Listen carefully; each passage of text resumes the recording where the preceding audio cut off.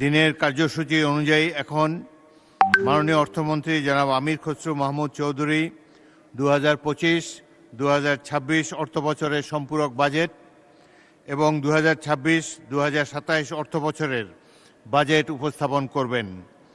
মাননীয় অর্থমন্ত্রী, আপনি বাজেট উপস্থাপনের জন্য অনুমতি চাইতে পারেন।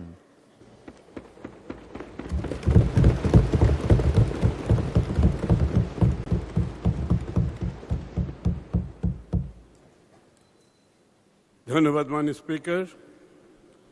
আমি আমির খসরু মাহমুদ চৌধুরী, অর্থমন্ত্রী 2025-26 অর্থবর্ষের সম্পূরক বাজেট এবং 2026-27 অর্থবর্ষের প্রস্তাবিত বাজেট এই মহান সংসদে উপস্থাপনের জন্য অনুমতি প্রার্থনা করছি।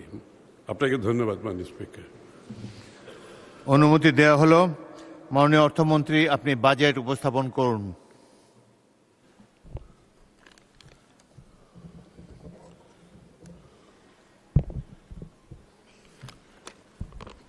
ধন্যবাদ মাননীয় স্পিকার। বিসমিল্লাহির রহমানির রহিম। মাননীয় স্পিকার, আসসালামু আলাইকুম। দীর্ঘ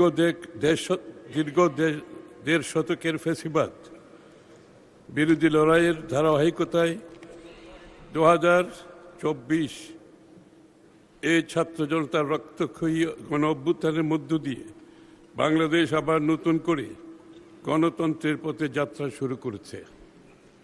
এই যাত্রা পেরিয়ে 2026 সালের 12 ফেব্রুয়ারি একটি অবাধ, সুষ্ঠু ও শান্তিপূর্ণ জাতীয় নির্বাচনে দুই তৃতীয়াংশ সংখ্যাগরিষ্ঠতা নিয়ে বিএনপির নেতৃত্বে সরকার গঠিত হয়েছে।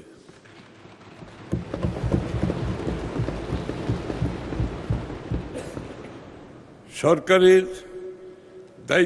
অর্থমন্ত্রী হিসাবে দায়িত্বপ্রাপ্ত হয়ে আমি আজ এই মহান সংসদে আমাদের প্রথম বাজেট প্রস্তাবনা উত্থাপনের জন্য দাঁড়িয়েছে মাননীয় স্পিকার। শুরুতেই বিনম্র শ্রদ্ধার সাথে স্মরণ করছি মহান মুক্তিযুদ্ধের বীর শহীদদের এবং নির্যাতিত নারী সহ সকল আত্মত্যাগী মানুষদের। একই সাথে স্মরণ করছি স্বাধীনতার পর থেকে আজ পর্যন্ত গণতন্ত্র প্রতিষ্ঠায় দীর্ঘ সংগ্রামে আত্মদানকারী সকল শহীদ এবং গুম, খুন, হামলা, মামলা ও গুলিবর্ষণের শিকার সকল আহত যোদ্ধাকে, যাদের আত্মত্যাগ আমাদের জাতীয় জীবনে গণতন্ত্র, অধিকার ও নতুন আশার দিগন্ত উন্মোচন করেছে মাননীয় স্পিকার।